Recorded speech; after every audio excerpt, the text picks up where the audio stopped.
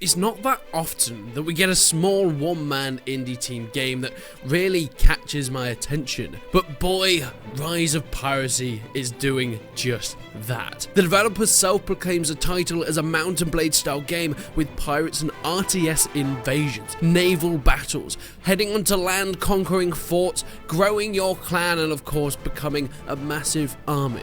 And my god, does this trailer look awesome.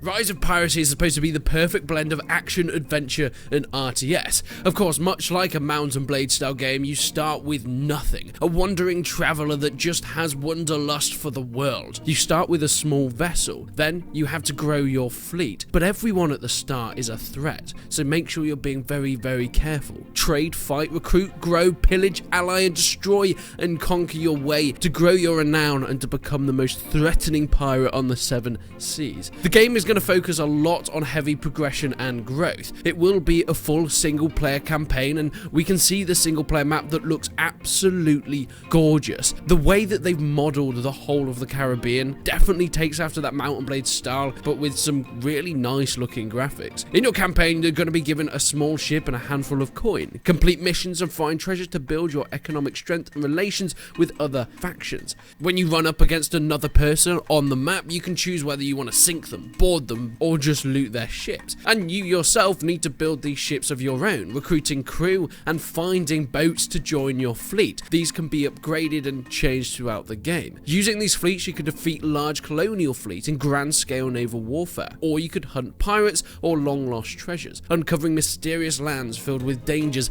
as you go.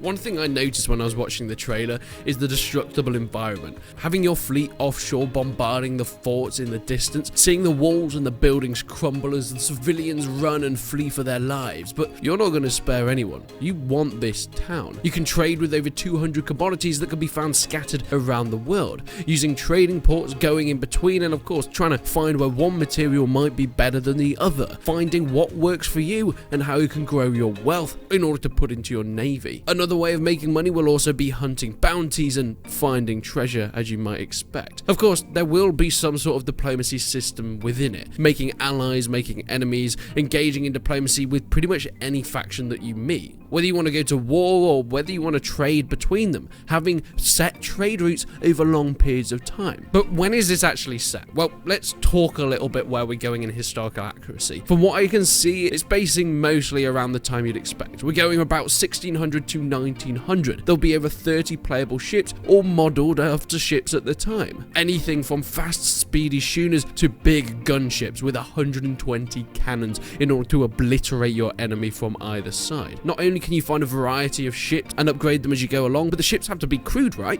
And you can find specialized crews in order to do certain things. Maybe your thing is to board enemy ships and capture them. Well, make sure you've got the crew for that. Maybe they're great cannoneers. Well, make sure you've got the crew that fits that gameplay style. The campaign itself will have a kind of unique difficulty system. It won't necessarily just be set, but this will grow dynamically and remain challenging no matter how strong the player gets. The bigger fleet you get, the bigger crew you get, the harder the enemies will be, and the harder tasks will be to complete. Okay, so this is a single player experience, but there is also a multiplayer element to this as well. There'll be arena battles, whether it's individual or team-based combat, sinking enemy ships with a choice of your favourite vessel, with varying strengths and weaknesses. I think the multiplayer will be a nice addition, but I really think it's probably going to be a side piece to what we have in terms of this single player. But we've been over what the developer wants us to hear.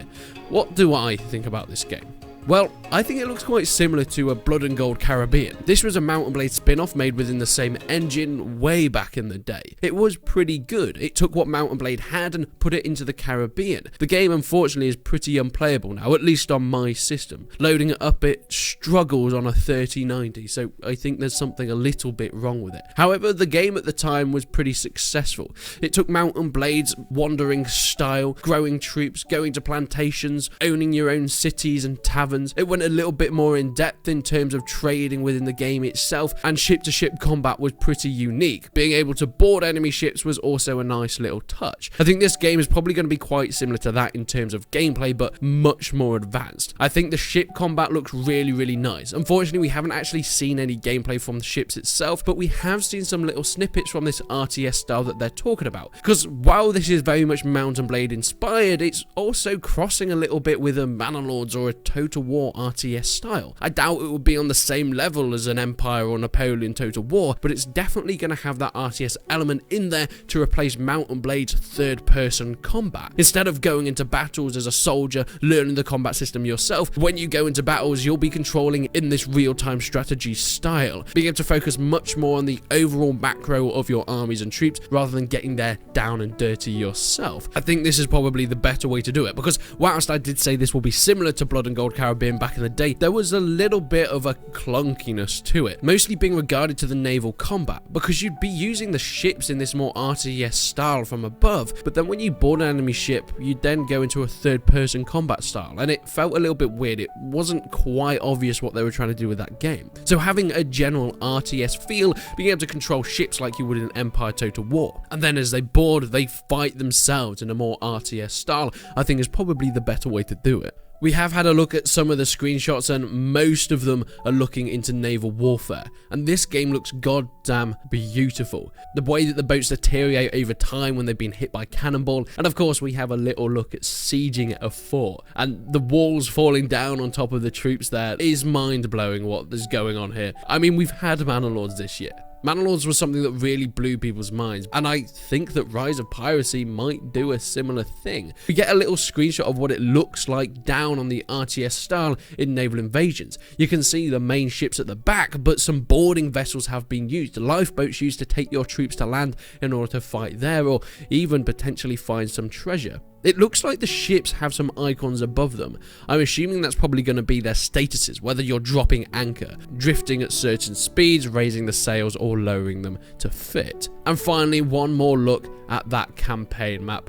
Oh my. It looks goddamn beautiful. I cannot wait to get my hands on this. In the bottom left, we have player, fleet, diplomacy, missions, and trade, much like Mount and Blade. We have time skipping, whether you want to fast forward. Of course, the map itself has certain villages and cities all owned by different factions, whether you have good or bad relations with them. Overall, I think Rise of Piracy has a lot of potential. It says it's got early access coming in 2022, which in this state I would say is probably fair enough, being a very small team. I'm going off on a whim and I think it's a one-person team, but I'm sure they probably have some help. But my god, I am going to be following this as far as I can. But let me know what you think. Do you think Rise of Piracy has that potential to be that cross between an Empire Total War and a Mount and Blade in terms of the campaign?